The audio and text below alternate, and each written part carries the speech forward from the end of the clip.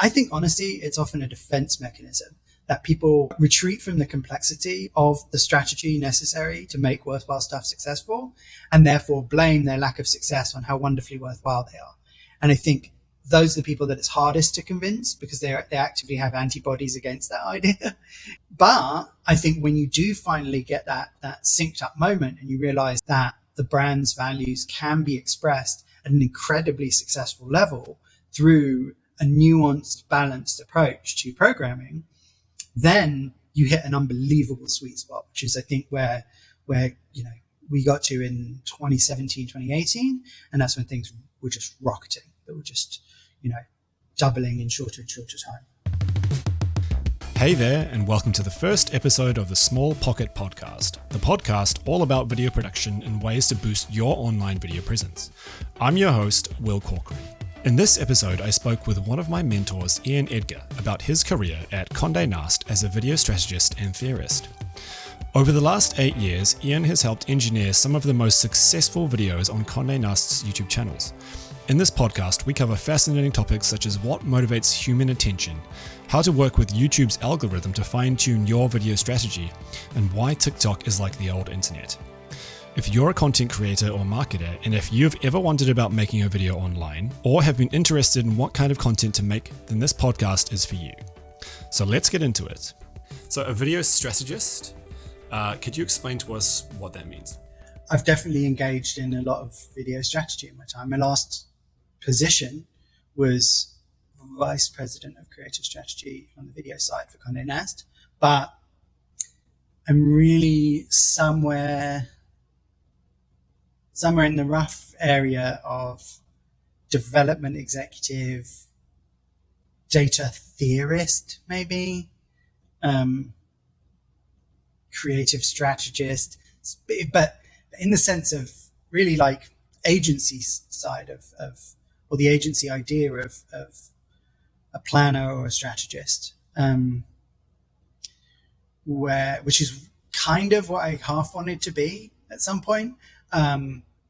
But, people who write creative briefs to inspire great creative that, accomplishes the goals.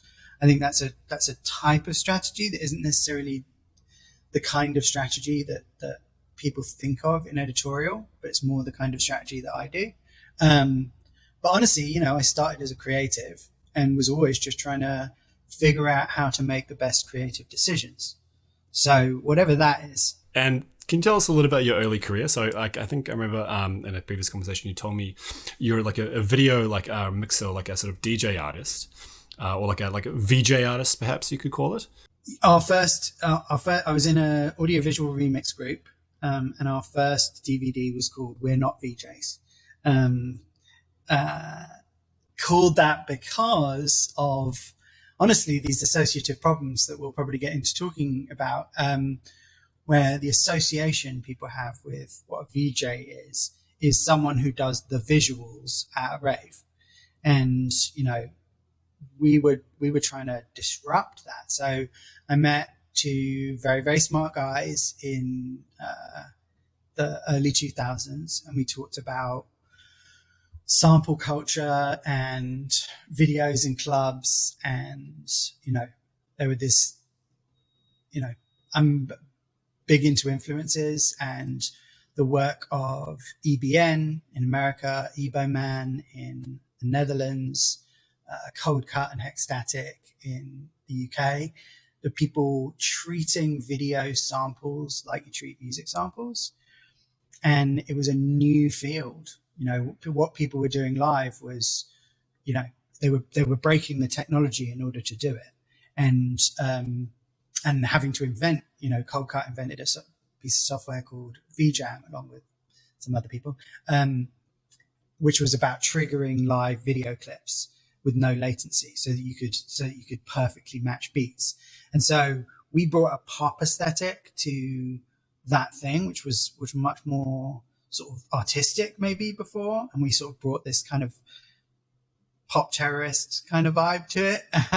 So it was live, improvised, audio visual mashup. Before mashup was called that, it was the scene was called the bootleg scene in London at the time. And, but we were sufficiently innovative as to get really, really big, really, really quickly. So we were touring Europe within a year, touring the world in 2 years.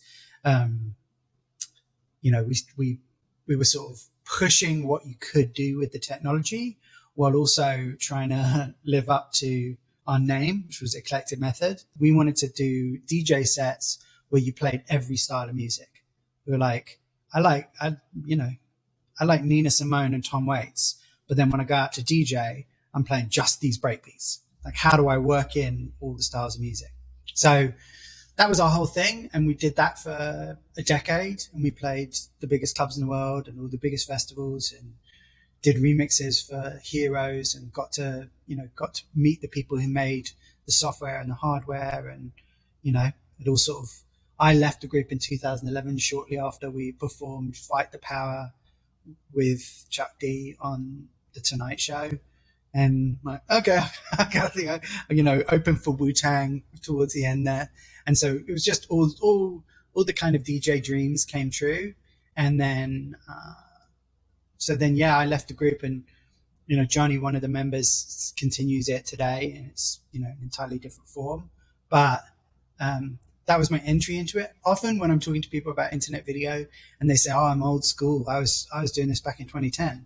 I'm thinking we were trying to work out how you go viral in 2001.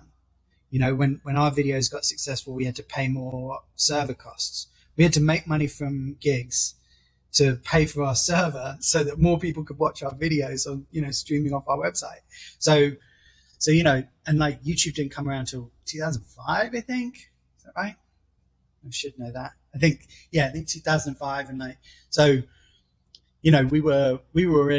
we'd been around the world 10 times before that point. So really, I got a massive head start in understanding the mechanics of video, but also distribution and, how things get big. And, I didn't know what that was going to inform later, but obviously it massively informed what I did with the rest of my life. Mm. And you guys, how did you kind of get into that? Were you just sort of bucking around with videos and gigging, and then you just kind of ran into a couple of guys and you guys just started making some work together? Or I was a drummer when I was a little kid, and then in my teens, I was seeing. Okay, so I listened to Public Enemy. My first tapes that I bought, because I'm old, were 3 Feet High and Rising, and It Takes a Nation of Millions to Hold Us Back. So De La Soul, Public Enemy, rest in peace, Trugoy. And I listened to those records, and I heard, what I thought was Maceo and Terminator X making these incredible sample collages. And I thought, the DJ does that, because I was young and wrong. And actually it was the Bomb Squad in Public Enemy's case, making, somebody described it like Chuck D's voice as the voice of God in a storm in the midst of their production, where it was just all of these samples colliding. And that was what I was interested in doing, is making art out of the real world, a sort of collage and representing the real world by mixing it all together in a kind of overwhelming way. And so, my DJ style was that, but then I was also trying to work out, internet stuff. I remember this is, internet was still feeling quite new in 2000, 2001. So then I met Johnny in Bosnia, and we were finishing each other's sentences, trying to move the thing forward. And he had connections to Cold Cut and taught me about VJam, and we were using that to trigger samples and, figuring out how to rip video. And there was a whole copyright thing, which was a big deal at the time. And with samples or yeah. So Napster was 97-ish. And so we were still in a world of people saying, you're not allowed to do that. You're not allowed, you should be paying PRS or ASCAP or to perform videos. And so we were kind of bootleg punks in a way for a certain subdivision of a particular scene. but just pushed on that, the kind of not giving a fuck side where you say, we're just going to do it. We're just going to push the limits of what's possible within this form. And so we turn up at shows that were all one style of music. And then all of a sudden we're playing Britney Spears mixed with NWA over like crashing breakbeats. And it's a shock, And that like EBN, who you've got to look up if you don't know them, they're just this extraordinary,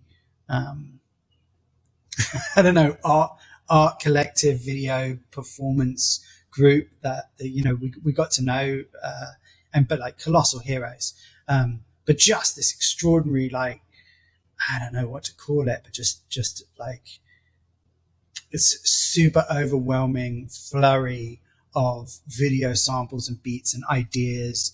And I love that kind of big experiential, media writ large on the inside of your brain as you're dancing. I think I watched. I didn't watch the whole thing. I think it was like an hour. It was like a huge like collection of, I think it was your work on Vimeo, and it was very, very like it was very. I was just like, man, this would have taken so long to sort of put together. I think it was like a mishmash of the Breakfast Club and things like that, and like I love the 80s. The Goonies and Ferris Bueller and the Breakfast Club and so on are my most watched films, partly because of comfort, but partly because a certain aesthetic is burned into my brain. There's a big influence of postmodernism and the impossibility of meaning in an age of mass reproduction. So there's this kind of meaning distortion that comes from growing up on TV, and your brain can't compute that much imagery.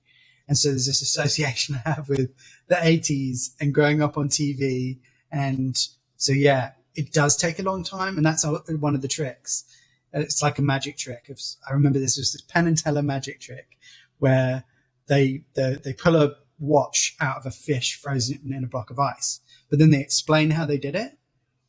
And they have a pipe that runs underneath the stage up into the block of ice that shoots the watch, because it is the same watch. They take a watch off someone and then it appears inside this fish in the block of ice. And they have an invisible tube that fires the watch into the fish. And at one point, Penn says, and how we did it that way is because that's the only way we could have done it.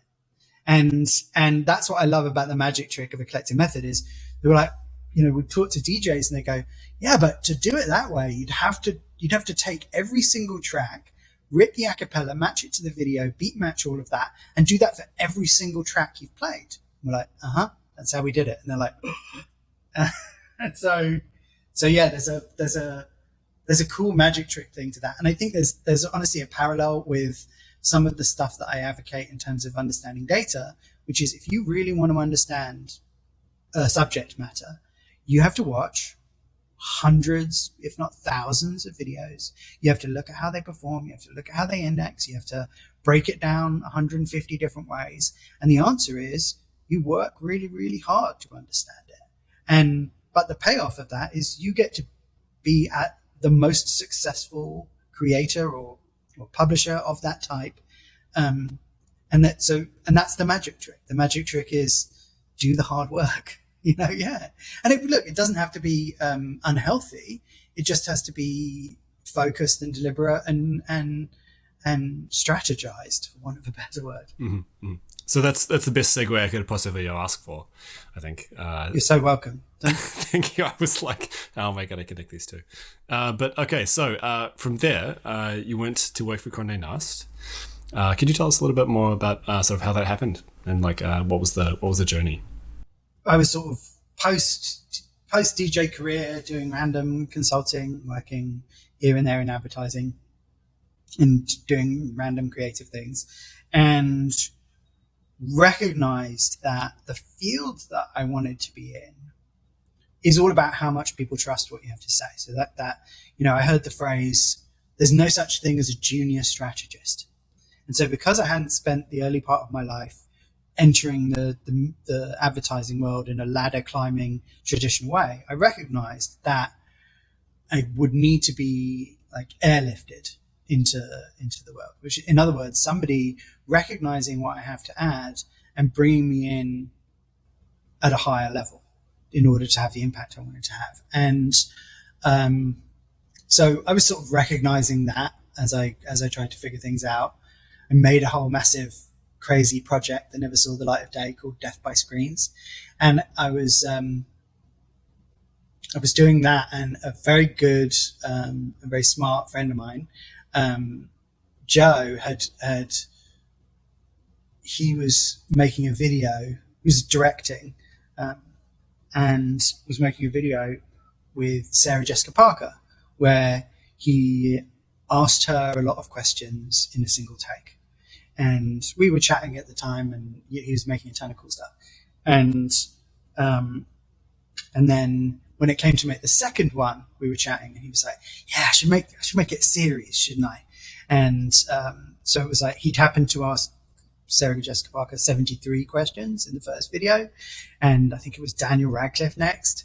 He was like, "Yeah, we'll ask 73 questions because that's what we asked in the first one," and that became a series and was massively successful. And then a little while later, he went to run development at Conde Nast, and called me up, said, "Do you want to come in?" And we just made some crazy videos, some videos that never got aired, and just sort of we're experimenting, trying to work out the puzzle of how do you take Conde Nast, which deservedly should have absurd view counts, but maybe was struggling, and most of the videos didn't really get watched, which I think is true for a lot of media companies at the time. But so then went in, not really knowing what to expect, but then seeing what an incredible launch pad it was for the amount of potential stored up within all of the Conde Nast brands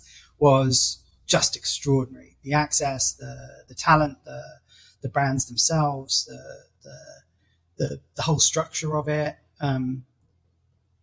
There was just so much potential, and really unused potential at the time, at least in terms of the kind of the level of success that I was interested in. So yeah, that was the pathway in. I mean, it was originally just an entirely a creative thing. What can we make that would resonate? But then became, how do you really get the stuff made at the level that these brands deserve? Mm-hmm. Yeah, so I think that the first series you talked about was it 73 questions, right? Yeah.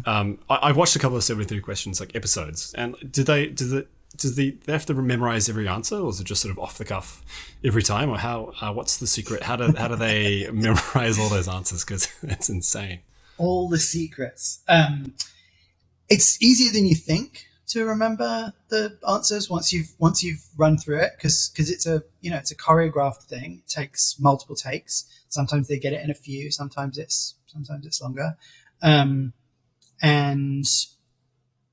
yeah, I mean, you really need to talk to Joe, but because he's directed all of them.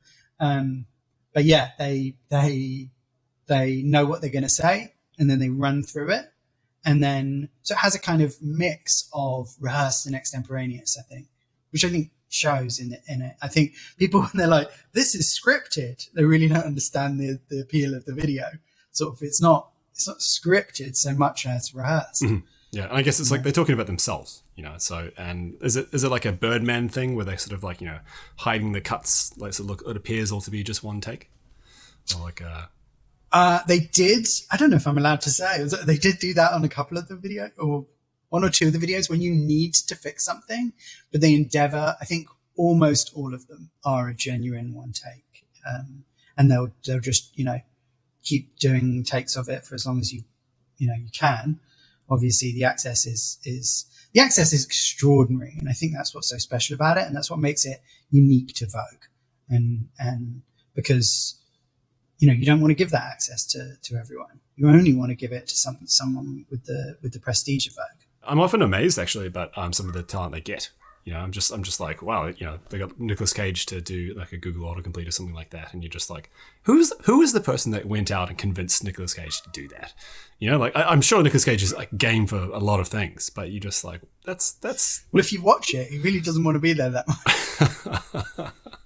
But yeah, I mean, I think honestly, there's a lesson there in protecting franchises, where if you make it extraordinary and special, and only the absolute top level of people, get to do it, then you're looking at, well, who was the episode before me and who's the episode after me, and then you're way more up for doing it. I think, another episode that Joe piloted. Was Vanity Fair lie detector, and the first episode was Jennifer Lawrence, and she'd had a lie detector scene in the movie she was promoting, Red Sparrow, but she just entered into it with this incredible spirit. She just totally entered into the spirit of the construct, and you see, it's a great video, and if it's sort of, it's so much better made than you would expect from a video of like Jennifer Lawrence takes a lie detector test. It's so much more sort of intense and authentic and cool and interesting and jagged and strange. But then you watch that video and you think, oh, I get it. It's a bit more of an experiment and an experience than it is just, ticking the box of a junket interview. And I think that's really what we brought to the field, or that area of media, was taking those opportunities with often really extraordinary people. You got to remember, they're not just famous; they're great. They're like really fascinating human beings. And it's not just a famous person has turned up to do to sort of, what's the word I'm looking for? To do this transaction of like, oh, you do this horrible promotion for the film and we get the horrible views of just a famous person. It's so much more honest of, let's really create something together that's interesting and make the most of this this moment of, this brand coming together with this movie star. And I think by making something more special, hopefully it wasn't just all gimmicks. I mean, like for me, with Google autocomplete, it's just the extraordinary interaction between a person and their impact on the world. What is it people are most curious about? It's not just goofy questions from fans, zany stuff, or we ask you, what was it like kissing that person you kissed in the movie? It's, what are people really Googling? And then the person being faced with that. It's much more of an experience than it is just, it's not a react video. It's not it's really an interaction between like someone really fascinating and the way that the world is interested in them.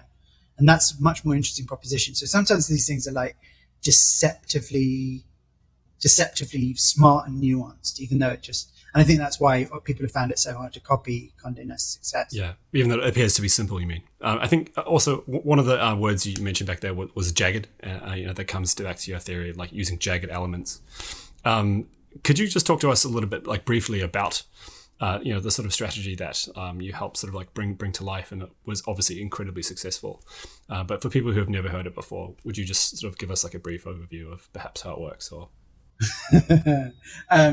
yeah, I mean, brief doesn't come into it. I mean, look, it was something built over time, incorporating creative principles, strategic insights, data approaches, and then also, there's culture, and there's hiring, and there's so many aspects to it, because I really like the why child game, like sort of this, that you're only 7 why questions around, away from bursting into tears, essentially. That it's like, what did you have for lunch? A salad. Why did you have a salad? Because I'm watching my weight. Why are you watching your weight? Well, because I want to be healthy. why do you want to be healthy? Like we're getting to death pretty quickly. and I just was asking you what you had for lunch. And so there's this kind of depth you need to go into to really build a successful strategy. And it kind of starts with, why are you trying to do this at all? You know, and obviously there's a money part of that. There are brand values part, but so often brand values are just a box being ticked in a meeting that's called brand values, rather than how are we all driven? Why did we all show up today? Why are you interested in doing this at all? You know, I would often talk to directors, and often the secret is we work with great creatives. We figure out how to hire great creatives, and then great creatives work on these things. And that's the producer, the writer, the director, the everyone involved in the thing. Like there's a piece of work that producer Liz Leanne did, which I refer back to all the time, where it was just the depth of the research was the success of the video. And like it was unbelievably well directed, unbelievably well produced, but the research was the whole basis of the thing. There was a great strategic insight that was my wife's. There was a great research that was you know, somebody just supporting a video. Essentially, like the writer on the video did enough research as to make it really special. So I'm not giving you a good brief overview. I mean, there's some big principles like believing in iterative wayfinding, finding your way to success through iteration. It's the internet, so you can experiment in public. You know, learning from having strong hypotheses, refining them through what you do, you know, going in with the best bet you can, understanding that it's a betting game and going in with the best bet you can, but then refining based on what you learn and being really assiduous in that, you know, that's huge. I'll often talk about structure, clarity, insights, and elevations as these big pillars of, you know, how are you structuring your video? How clear is your video's appeal? How insightful or valuable is it? What are the kind of takeaways from the video? And then how are you elevating it? How are you making it special? How are you caring about it? How are you making it stand out? So those are some big principles, but honestly, you know, I wouldn't be interested in it if it wasn't infinitely complex. And it really, really is. I think you're right. It comes down to the why as well. And I've been in some meetings where you're trying to sort of like convince people to make something more than just, you know, like a brand value video.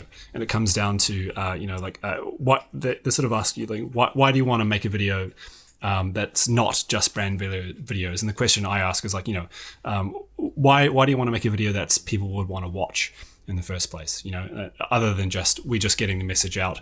Why don't we make a video where people actually enjoy watching it and actually sort of like, you know, it's sort of fun, you know, to experience. Yeah. I mean, there's some really tricky stuff in all of that where, you know, the reason I was kind of using the example of the why child is because eventually you do get to some serious questions, which is, what is the meaning of us doing all of this? And sometimes people don't want to question that. They're in a meeting about strategy and they don't want to think about, why are any of us engaged in any of this? And maybe their answer is, I do it for a paycheck. And I don't want to go further than that. And I don't want to try and break my brain trying to make these videos for the internet. And sort of at that point, you have to figure out, well, where is there something to go off? And sometimes the answer to that is CPM, but then you have to kind of test boundaries because you say, well, could we do anything? Where are your limits? And then, okay, well, your limits are probably being defined by something. And what is that something? You can kind of get to the values another way, because it's hard to express like what is the point of my YouTube channel? What is the point of my making content in any way? You know, I think there's a lot of stuff which is about winning SEO. Like I was listening to Brian Morrissey earlier, and he was talking about the article, "What time is the Super Bowl?" Which is just, it's nobody wants to write what time is the Super Bowl, but it's an important part of playing the game of working out how to get clicks through SEO, and I think that can be that can be a pollutant, like doing things for those garish reasons can be a pollutant of your main kind of brand promise. And you need to kind of separate, well, what, and that is just why it's so important to go back to, like, why do you exist and what would success look like for you? It's often a tricky question to ask people, is what would it look like if you were as successful as you could possibly be? You're the biggest channel on YouTube. Every video gets astronomical views. What are the videos about? And people find that a difficult question to answer. They start sort of wrapping themselves in knots trying to work out, oh, you mean what do I think people would like? No. What do you wish that you could make as successful as possible? Because that's often a great place to start too, is well, you can get there. It's just more, it's just more complicated in different areas. But if you commit to that and you iterate towards it, you'd really be surprised at how successful you be. I think like brands occasionally can just be sort of like too scared to sort of experiment and to try something different. But so let's go back to 73 questions.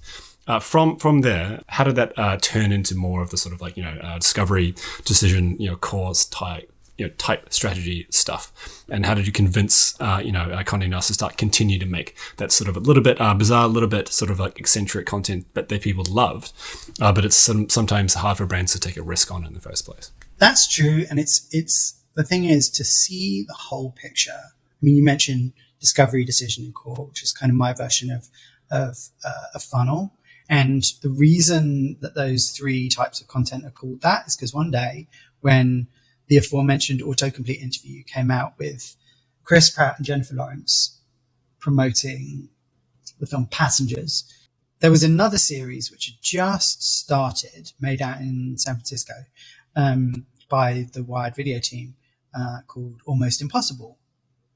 And it has a whole different set of qualities to something like autocomplete. And autocomplete is, how do you take advantage of the access you're able to get to make genuinely, satisfying videos, definitely lighter fare, but satisfying, that can bring people into the wired world.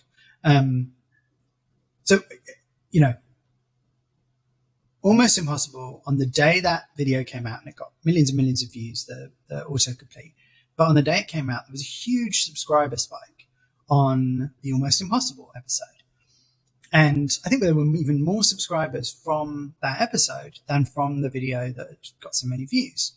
And the ratio of subscribers to views was considerably higher on the Almost Impossible episode. So you start to see people will discover the channel through the celebrity stuff, then investigate the channel, find the stuff that's got that maybe more depth, more, I'd want to watch every episode of this show, whereas autocomplete, if I like the celebrity, or if I'm curious. But with Almost Impossible, it was so well structured and so well produced, and had all these other qualities, and gave you such like sort of great scientific value that that you'd subscribe from it. So looking at these different qualities, recognizing you need to have a balance of videos that will reach the largest number of people and videos that really express the value of your channel going forward in this really strong way. And then also that core content, which is, this is the stuff we want to put out, and we just need people to know that we're here, and to come and stick around and learn why Bon Appetit recipes are so great, or why the fashion coverage on GQ is the best in the world. You need to sort of have it's fairly simple, but you need to recognize the qualities that each tier of content has, and then also communicate that widely. So often getting people to see and really deeply understand that whole picture is the tricky part. That, I think a lot of people see, trying to get people to watch, trying to get millions of people to watch a video as an inherently low rent kind of activity, or, and it honestly really doesn't have to be. I don't think that how shareable something is and how worthwhile it is are, really in relation at all. They don't affect each other, but they're seen as sort of mutually exclusive. And they're seen as shareability goes up, how worthwhile it is goes down, and vice versa. And that is a terrible place to be as a business that wants to create worthwhile content.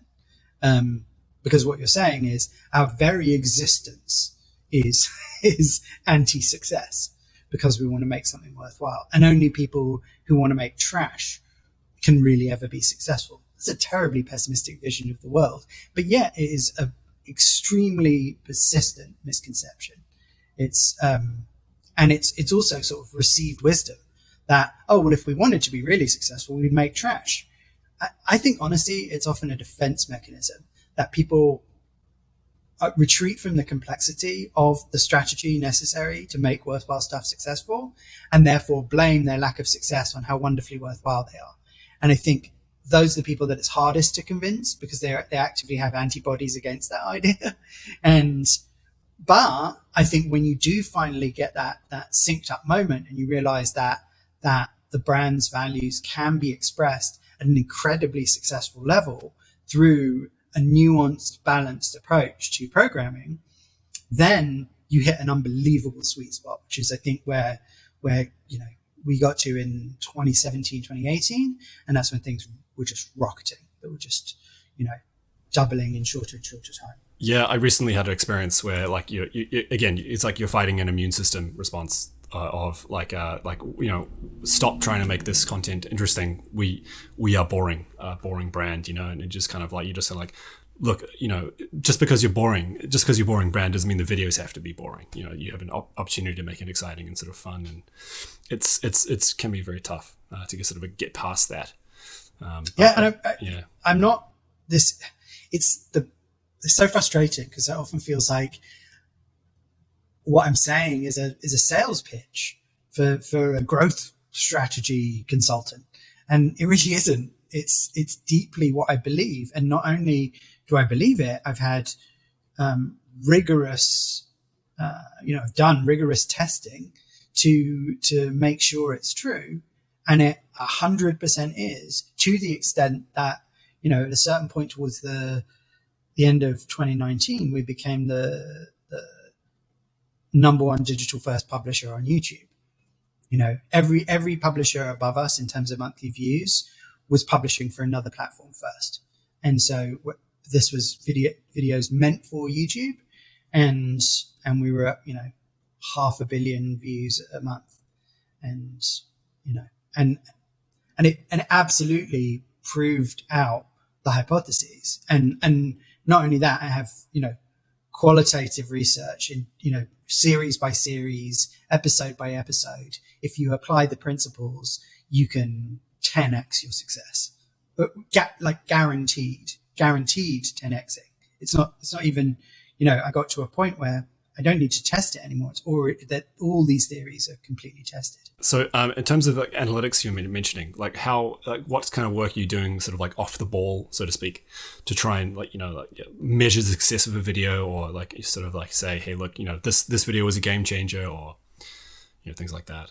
To me, my association with data is much more about understanding culture and understanding attention, and really reverse engineering mass attention through data. That's where I like it the best. Honestly, I think people over-egg the pudding a little bit when it comes to video level data. What you should look at is, subscriber to view ratio. How many views does it take to convert one subscriber? That's really interesting information. And that's not to think a subscriber is now a loyal customer. A subscriber is really just somebody who generally has expressed an interest in this channel as a result specifically of this video. So direct subs from that video. And then, drop off on the intro. How many people do you lose in the first 5 seconds, 10 seconds, and when do they stop leaving? And how many people have you lost at that point where the retention graph flattens out? Other than that, also, who are you reaching to a certain extent, like understanding that information. But really, thinking too much about individual videos is, I think, a bit of a dead end. And also, there are so many people with sort of half-formed opinions on how to understand the data on individual videos. It becomes just a massive time suck. There's also CTR2 impressions. People talk about CTR as if it's a set number. And that's another bugbear of mine, which is, if you're looking at the first 24 hours and comparing it with your other videos, sure, you're roughly getting recommended to roughly the same group of people. But really, CTR and impressions are relative. So you really need to look at, the way that CTR and impressions are interacting. I mean, it's obvious, but it seems weirdly misunderstood that when people just quote a CTR number without quoting the impressions, that is therefore a meaningless number, because I don't know if you got 10 impressions or a billion. And you're just telling me a CTR number. So that's CTR is click-through recommendations? Click-through rate, yeah. So the click-through rate of like how many people who see the thumbnail click on it. But essentially, as impressions go up, that means a broader group of people are seeing it. Therefore, they're less likely to click. So essentially, if there's 100 million people who are interested in Adele, but a billion people see the thumbnail, the click-through rate is going to go down because 900 million of those people aren't necessarily that interested in Adele, right? But if it's just showing it to Adele fans, which is, over a certain time period, essentially what you want is your video to hit all the people who might be interested in it. You don't really want it to hit anyone who definitely isn't interested in it. You want it to hit all the people who might be interested. So essentially there's a limit to the total number of impressions that would be valuable to a video. Mm-hmm. Yeah. And I guess like each sort of tier of video has like, core like videos are probably going to be less click-throughs, right? But the ones who do click through are the ones most interested to be watching it versus discovery, which is like, you get lots of click-throughs, but they might not stick around and watch for a long time. And I would say that click-through rate and impressions are sort of much more nuanced numbers than you would think. I like to, rather than not thinking about the algorithm and only thinking about the audience, which is what everyone recommends, I just think about the recommendation system as if it was, thinking being. And imagine, what's it thinking? Oh, people liked this video. People who are interested in motorbikes like this motorbike video. Maybe I should show it to people who are interested in cars too. I was like, I showed it to some people who are interested in cars and they didn't like it that much. This kind of feels like it's just a motorbike video. I'm just going to show it to the motorbike lot, but I'm going to show it to like the motocross lot. And I'm going to show it to people who are interested in, motorbikes in terms of fixing them, and motorbikes in terms of, racing them, or motorbikes in terms of, Keanu Reeves' collection of motorbikes. And so essentially, how many groups can this video please? And you're essentially like, a bit of advice I always give is reward the casual viewer. Somebody who isn't the absolute target audience for it should be able to find something in it. Rewarding the casual viewer is a great way to, when you do hit those people who maybe aren't the obvious target of a video, they still get something from it. And so YouTube, as a thinking organism, if you imagine it that way, says, oh, cool, I'll show it to some more people who aren't particularly interested in this subject matter, but could be, they could like this video. This video could be entertaining to them, and often that's because, like a Doug DeMuro, I don't know why I'm in automotive categories, but Doug DeMuro, he's got a way about him with the structure that it totally 100% pleases the real enthusiasts, but then it can also hit a few people who aren't into cars but they like Doug DeMuro, and that's when you're kind of playing in a really great area. Yeah. So you think essentially you're thinking about the algorithm, you're trying to reverse engineer it. Yeah. I mean, we could do a 12-part series on misunderstanding of the algorithm and algorithms in general. A very smart person once said to me, it's not an algorithm, it's a Darwinian jungle of competing algorithms. So that's why I often refer to it as just the recommendation system. Because also, like, people overemphasize changes to the algorithm. The algorithm's constantly changing. It's not just changing when they put changes into it, but it's changing in response to content, and it's changing in response to audiences. Its behavior is so complex because of the nature of the beast. Like, there's 2 billion logged in users. There's an impossible amount of content coming in. The only way you can manage that is with a system too complicated to even understand. The mathematics of the system in interaction with itself are way too complicated to understand. So that's why you should seek to understand it using kind of models. And yes, thinking of the algorithm as the audience is kind of smart, because that gets you out of trying to think about how the machine works. You should instead be thinking about, how am I reaching people? How is this content being distributed? How am I reaching people? Like, you have great, unbelievably detailed data about how every group of people responds to the video in different phases of its life. So how are the first group of people seeing it? How are subscribers reacting to it? How are a broader group responding to it? How are people who are very passionate about the subject responding to it? You have an enormous amount of information. And so you can recognize, and I think the best way to do this is through just immersing yourself in the performance for a long period of time, unfortunately, is immersing yourself in, when a video launches, what happens? Who sees it? What different traffic sources? I'm doing the opposite of what I said, which is going into deep into the way a video, an individual video works. But if you look at how traffic sources change over time, how, they used to do I really miss a certain visualization of this, where you could see it as I can't remember, it's like a filled line graph, where you can see like the big blue area at the bottom is people seeing it from the homepage. And then there's this area of suggested, and then there's a bit of external, which is often in a like lurid green. And you can see on the day it was published, it got the highest number of external views. Obviously, it's like blogs posted it on the day it came out. That makes sense. But then like you can look at a week where the suggested went up. And so you can just zero in on that week and then look at what videos was it suggested against. And then if you then get a spike in homepage, you can see that what happened was YouTube recommended the video to a bunch of people who are interested in these videos as a suggested video on the, below it, or auto-played after it, or whatever it was. It recommended to a bunch of those people, and they responded well.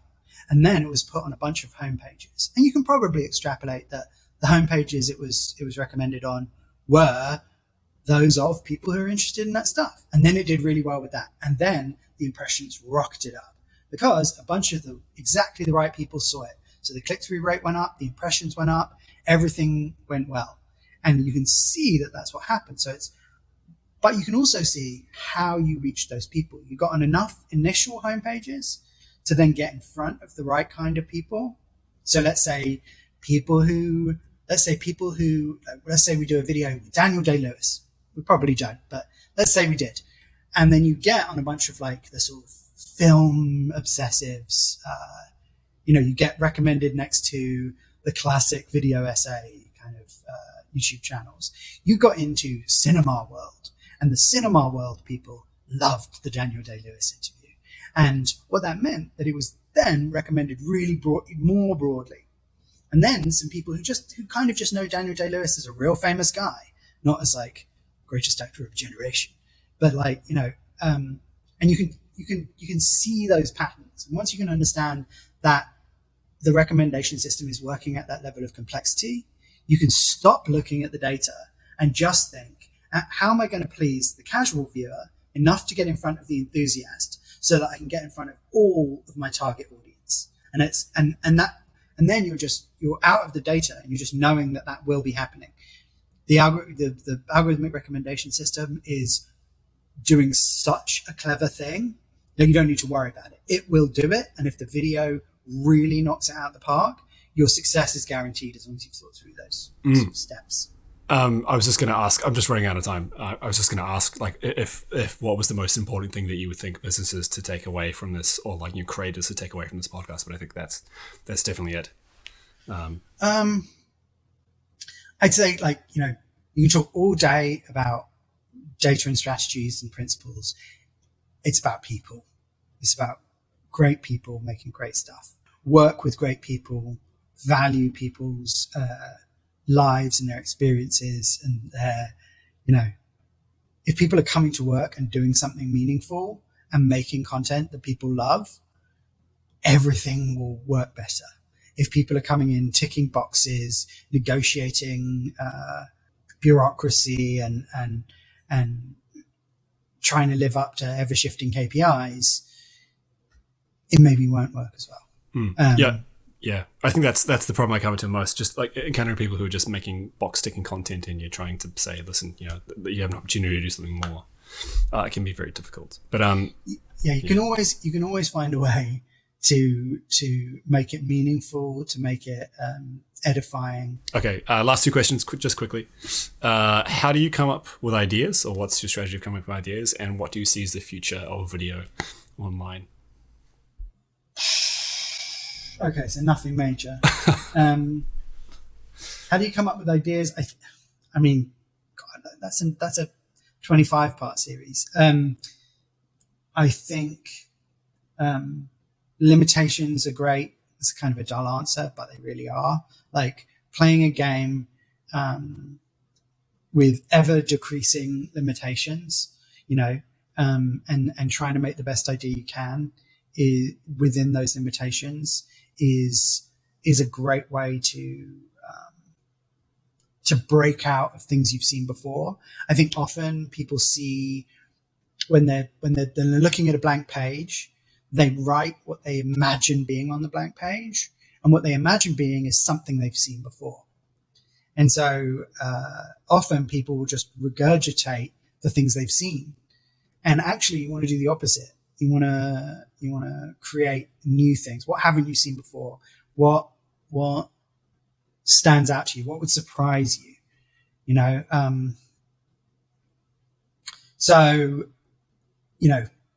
Recombining things. Okay, this is huge. When people hear data, they think numbers. And when they hear creativity, they think magic. And in actual fact, data is really about understanding audiences and attention and culture. And creativity is often about recombining and puzzle solving and the kind of fallacious left brain right thing comes in here, where you really I think watching a bunch of videos is an incredibly creative thing to do. Watching videos and thinking about them, say, what do I hate about this? What do I love about this? What do other people love about this? What would I make that I've never seen before, but that touches all of these things that I'm interested in from all these videos I've watched? I always find the people who are watching the most are the people who've got the most vibrant ideas, because they've been stimulated in all these different directions, and they're recombining all these ideas, but then also they're driven by their values to create something that fills a gap or uses those pieces in a new way. And so, the magic of creativity is an endless mystery, and but I think diving into it there's a great Ira Glass video called The Gap on Vimeo that I encourage everyone to watch. It's 2 minutes long, and it expresses a lot, I believe, in terms of creativity. And then the future of video, I think honestly, there is always an ebb and flow between the forces of exploitation of creativity and the forces of true innovation and creating things of value. And you're sort of always there's a bit of a cycle or an ebb and flow where you'll see more quality content, more edifying or worthwhile or resonant or beautiful or clever content sort of starting to win, and things go deeper. And then maybe there's a kind of move backwards towards stuff that's more gaming the system, trying to like BuzzFeed type stuff, sort of like trying to. Hey, look, BuzzFeed built the iteration city that we all live in. That's the reason there's roads. But But yeah, at the same time, I think like if you look at actually classic BuzzFeed versus where BuzzFeed sort of ended up more, you can see the difference in the content. There is more substance in one set, and there's more systems in the latter stuff that was less successful as a result. That it's the substance and the value and the care of the people who made it and the excitement and the vibe, and there's so many things factoring in. And I think like what we're seeing with TikTok right now is a lot more identity. I think TikTok's potentially leveling out. That might be manipulation of statistics, but I think for me, TikTok feels like the old internet. TikTok feels like the internet from before, where it was cool and fun, and it's more playful, and it's more about identity, and it's more democratized, and I think and it's also crazier and faster and more furious and more swipey and more channel changey, but at the same time there's some really nice stuff coming out of it. I think when you look at shorts, just go on your shorts feed and then go on your For You page and just flip through them and notice how trashy shorts feels in comparison to TikTok. TikTok feels more nuanced, more real, more human, less people trying to gain attention in some sort of like slightly garish way. TikTok feels more honest, more direct, more connected. So I think what we'll see is that feeding back. I think at the same time, I always want to believe things are going to get better, more valuable creators are going to win more, and HBO Max is going to survive and not become too Discovery-ish. Yeah, Shark Week. Like I just recently got into TikTok, and it's good. I think when it started a year or so ago, a couple of years ago, it was just very like kids doing dancing videos, and now like you watch it and you're like, it's quite funny. This is very entertaining. So I mean, I think there's an interplay there between how people are motivated and therefore the content that goes into the system. One of my if you want another takeaway, the interaction between the publisher or creator, the algorithm or the platform, and the viewer or the audience, the interaction between those three things is this strange symbiotic co-creation. And so what you'll see is the way that certain things become successful because they're liked, and the way that they're then recommended means that more of that stuff gets created. And so there's this real interplay between those things, and they're inseparable. It's not publishers are at the mercy of the algorithm, or the audience is at the mercy of the algorithm or the platform. It's really an interplay. The platform is entirely dependent on the creators and the audience.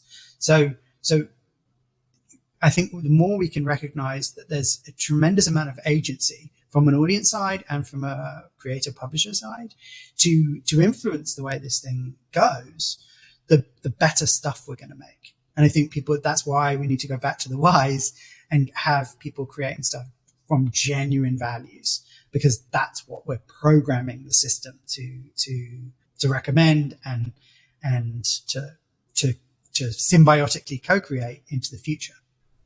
Thanks, man. Brilliant. Great way to end it.